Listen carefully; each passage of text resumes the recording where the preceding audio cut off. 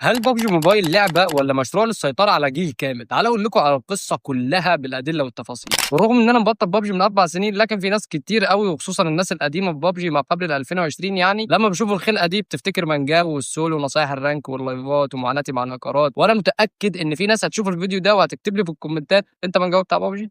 بس عموما سيبك من منجاو دلوقتي، أنا مجرد شخص بيحكي قصة لعبة دمرت حياة ناس كتير قوي خصوصا الأطفال والمراهقين. هاي شلة، أنا منجاوي وده أول فيديو من برنامجنا الجديد مخمخة. القصة اللي هتسمعوها دلوقتي دي قصة حياتي، انا مش محتاج اقول كده، بس للاسف واللي انا متاكد منه ان نص اللي لعبوا بابجي هيحسوا ان انا بحكي قصه حياتهم. مش عايز اطول عليكم، سماعاتك ومشروبك ولايكك الجميل ويلا بينا. احمد شاب عمره 16 سنه، عايش حياه عاديه جدا زي اي شاب في الطبقه الفقيره بتاعتنا. كان طالب في اولى ثانوي، شاطر مجتهد، بيحلم يبقى مهندس، وعنده اصحاب كتير قوي بيخرج معاهم، بيضحك وبيتفسح، بيصحى الصبح ياخد مصروفه من ابوه وبيسلم على امه، يطلع دروسه يخلصها، يروح البلاي ستيشن، بعدين يرجع يتغدى مع اهله. كانت حياته ماشيه زي اي شاب في سنه، لحد ما جت لحظه غيرت كل حاجه. يوم من الايام وهو قاعد مع اصحابه في القهوه اللي على اول الشارع، صاحبه كريم الله يحرقه ويحرق معرفته السوداء فتح موبايله وشغل لاحمد فيديو للعبه بابجي موبايل. بص يا احمد، دي لعبه جامده موت. فكره اللعبه انك بتنزل في جزيره مع 99 لاعب، تاخد شنطه تحط فيها لوتك نيداتك وسموكاتك وطلقك الاخضر، واللي يفضل عايش في الاخر هو اللي بيكسب. ايه رايك يا معلم احمد، ما تيجي ننزلها ونلعب؟ احمد ضحك قال له ماله يا عم، ننزلها ونشوف. نفس الليله اما البيت كله نام، مسك عمك احمد الموبايل ونزل لعبه بابجي وبعت لكريم قال له يلا ندوها جيم على السريع قبل ما ننام. اول جيم احمد يلعبه حس بشعور غريب، الناس اللي بتتخانق وبتشتم في الاول، صوت الطياره وهي بتطير الاول على الطياره، وليه كل الناس دي كلها عايزه تفنشه بالطاقه. ومش بس المؤثرات البصريه اللي شدته، لا ده كمان اكتشف ان اللعبه معمول فيها هندسه صوتيه، ناس عامله لعبه وعارفه ازاي تعزلك عن العالم الخارجي بمجرد انك تلبس سماعه في ودنك. مباني مكسره واسلحه قديمه وعربيات محروقه، كل تفصيله في اللعبه معموله بدقه تخليك عايز تلعب تاني تاني.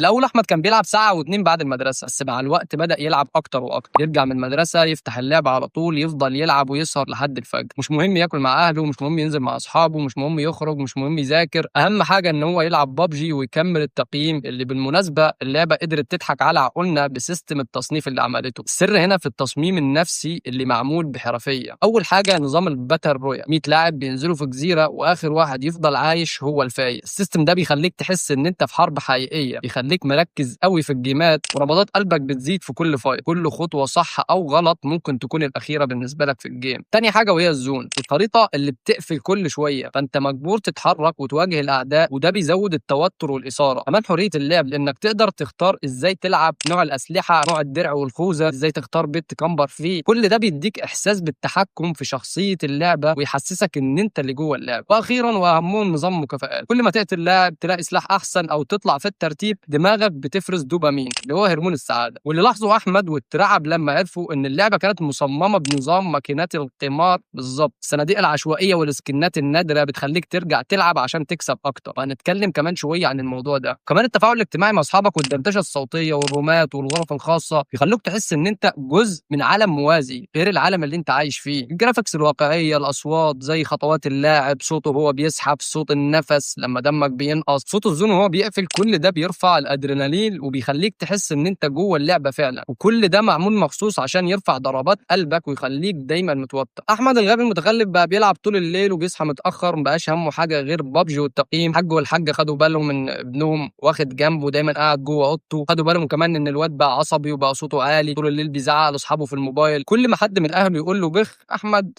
يزعق سيبوني في حالي، انا مش بعمل حاجه غلط، انا بلعب لعبه على الموبايل. اللعبه كانت زي عالم تاني وهو عايش فيه، بيخليه ينسى همومه، بيبعده عن المشاكل وبيخفف عنه ضغوطاته. بس في الحقيقه ان عمك احمد بقى مدمن زيه زي اي مدمن بيشرب او بيبلبع حاجه. كانت امتحانات نص السنه وياما حسن الصدف، كان السيزون الجديد لسه بادئ، وبدل ما احمد يذاكر عشان امتحان الصبح، لا بيقضي الليل كله يلعب بابجي لحد قبل الامتحان بنص ساعه، يقوم يلبس ويجري على المدرسه. طبعا زيه زي قلته في اللجنه، عينيه بتسقط من قله النوم ودماغه مش مركزه وما بيصدق يروح عشان يلحق يكمل التقييم. وبقى على الحال ده طول فتره الامتحانات لحد ما طلعت النتيجه. اكتشف بقى هنا ايه، ايوه ساقط. احمد شايل كل المواد ومش ناجح غير في العربي. رجع البيت قعد في اوضته وبدا يفكر انا ازاي وصلت لكده. طب ليه اللعبه دي مسيطره على احمد بالشكل ده؟ بدا يبحث ويقرا مقالات ويشوف فيديوهات. اكتشف احمد ان بابجي مش مجرد لعبه، دي حاجه مصممينها نفسيا عشان تخليك تدمنها. في ناس بتقول ان بابجي فيها رسائل خفيه، يعني ليه في سكنات مثلا عليه رموز غريبه زي العين الواحده او جماجم؟ ليه بعد الرقصات فيها ايحاءات جنسيه. وركز هنا كويس، ليه اللبس بقى مبالغ فيه، خصوصا اللبس بتاع شخصيات البنات. معلش هناخد دقيقتين في الموضوع ده لانه مهم جدا. هتكلم معاكم عن جزء ما حدش بيحب يتكلم فيه، الجزء اللي خلى لعبه زي لعبه بابجي تحول من لعبه قتال لاداه تدمير فكري وتطبيع اخلاقي، خصوصا مع جيل صغير جدا. خصوصا ان معظم لاعبين بابجي في سن ما ينفعش يشوف حاجات شبه كده. كمان لاحظت حاجه غريبه جدا في الرقصات الجديده اللي بتنزلها بابجي. ايوه، رقصات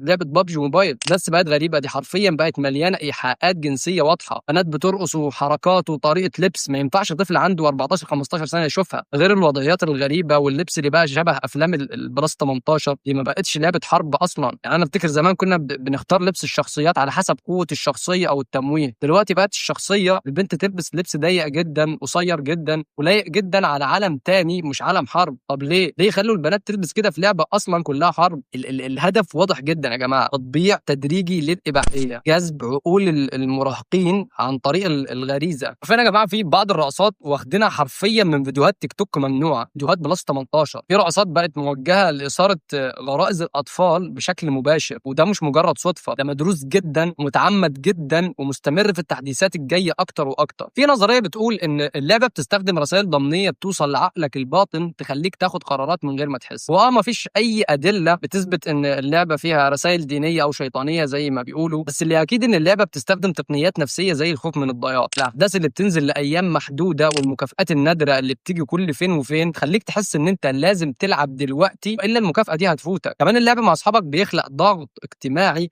انك تكون موجود دايما ولازم تفتح وتلعب عشان تسبق صحابك في التقييم. وعرف كمان احمد عن هرمون السعاده وهرمون التوتر اللي بيترشح في دماغك لما بتفوز او بتجيب كيل، ده بيخليك عايز تلعب تاني وتالت. اللعبه بتستغل التفاعل مع اصحابك في التيم والتحدي اللي بيخليك تحس ان انت لازم تكسب. بعدين قرا عن دراسات علميه بتقول ان بابجي ممكن تكون بتسبب اضطرابات نفسيه زي القلق وفرط الحركه وتشتت الانتباه. سمع عن قصص مرعبه زي مثلا شاب في الهند قتل امه عشان منعته ان هو يشحن يوسي، ومراهق تاني مات بسبب سكته قلبيه بعد ما لعب 6 ساعات متواصله نتيجه ارتفاع التوتر المفاجئ في جسمه بسبب اللعبه. مصر ناس ضيعت فلوس عيلتها على سكنات، ناس باعت عربياتها عشان تشحن، ناس باعت شقق عشان تشتري حسابات كبيره. يا جماعه مستحيل دي تكون مجرد لعبه. ازاي ممكن عيل عنده 10 سنين يسرق فلوس من ابوه عشان يشحن؟ ازاي شاب يفركش مع خطيبته ويبيع الذهب عشان يجيب الميثك فيشون؟ لك ان تتخيل ان في 2019 بس بابجي حققت $1.5 مليار من شحن اليوسي. نيجي بقى لسيستم اللعبه اللي شغال بنظام اليوسي وصناديق الحظ. ادفع عشان تفتح صندوق، يمكن يطلع لك سكن نادر ويمكن لا، يعني باينه قمار صريح بس بشكل لطيف. مش محتاج اقول لك ان القمار من الكبائر، وخلي بالك بيدخلوا الاطفال والشباب من حتت بعيده عشان يوقعوهم في الغلط. يوتيوبر مشهور في مره طلع في فيديو قال ان هو صرف $64,000 على بابجي. انت متخيل $64,000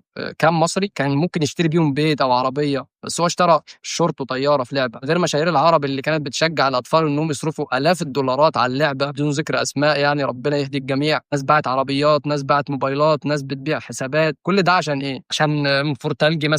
فمع اللعبه مش بس بتتحكم في دماغك، دي كمان بتتحكم في دخلك وفلوسك. كل ما احمد يدور ورا الموضوع اكتر كل ما يلاقي حاجات غريبه. في تحديث سنه 2020 طلبوا من اللاعبين انهم يعملوا طقوس قدام تماثيل عشان ياخدوا مكافآت. واحمد كان بيسجد قدام الصنم بيقول عادي يعني دي لعبه. بس اكتشف ان الموضوع ده اثار جدل كبير في السعوديه ومصر ودول تانية عربيه، انه بدا زي طقوس وثنيه، طقوس عباده الاصنام. احمد دلوقتي بيعبد صنم عشان يكسب صندوق مجاني. كمان لاحظ سكنات فيها رموز غريبه زي العين الواحده وجماجم مرسومه بطريقه مش مريحه ابدا، ونجمه مش عارف داوود. بدا يسال نفسه هي اللعبه دي مجرد لعبه ولا فيها حاجه اكبر؟ اكتشف كمان ان الازهر في مصر اصدر فتوى بتحرم اللعبه بسبب تاثيرها النفسي والرموز الغريبه دي. دول زي الهند وباكستان والعراق وغيرها كتير حظروا اللعبه اما مؤقت او دائم. ليه؟ بسبب اثارها على الشباب. دراسات اثبتت ان بابجي موبايل بتدمر التركيز والنوم. بعض اللاعبين بيوصلوا لمرحله الادمان الحقيقي زي اي ادمان تاني بدخلك المصحه. دراسه سنه 2019 استخدمت بيانات اللاعبين للتنبؤ باضطرابات زي اضطرابات الالعاب عبر الانترنت. تخيل معايا كده اكتشفوا ايه؟ اكتشفوا ان بابجي موبايل بتعمل اضطرابات بدقه 93%، فرط حركه وتشتت انتباه بدقه 81%، القلق العام والتوتر بنسبه 84%. سنه 2023 جامعه امريكيه عملت دراسه باستخدام الذكاء الاصطناعي على تاثير اللعبه على المراهقين. النتائج كانت صدمه اقسم بالله، انا اتخضيت وانا بقرا الدراسه دي. بيقول لك 91% من اللاعبين اللي بيلعبوا اللعبه دي بيعانوا من مشاكل في النوم، 78% منهم ظهر عليهم اعراض اكتئاب. 64% فقدوا شغفهم بالدراسه او الشغل. المدارس